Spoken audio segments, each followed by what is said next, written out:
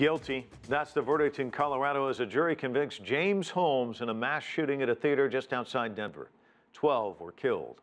Holmes pleaded not guilty by reason of insanity. CCTV's Hendrik Sybrandy was at the trial. He joins us in Denver with the very latest. Hendrik, he was charged with 165 separate counts related to this case. That's right, Mike, 165 counts, and he was found guilty on every single one.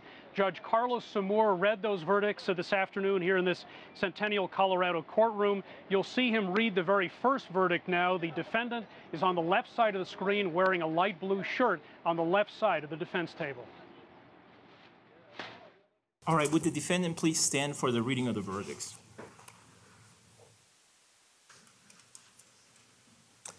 Verdict form, count 1, murder in the first degree after deliberation. Jonathan Blanc. We, the jury, find the defendant, James Egan Holmes, guilty of murder in the first degree after deliberation. Now, a jury of 9 women, 3 men heard nearly 3 months of testimony. The question was never, did James Holmes cause the violence in that theater? Rather, it was he insane? Was he able to tell right from wrong that night? Prosecutors argued that he knew what he was doing, that the act was extensively planned and came from a belief that Holmes' self-worth would increase with each person killed.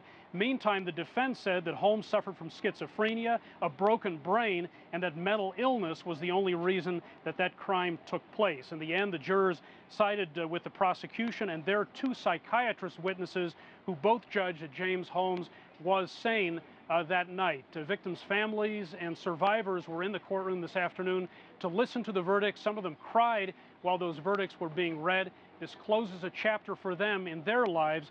This Monday will be 3 years after the shooting took place. Mike?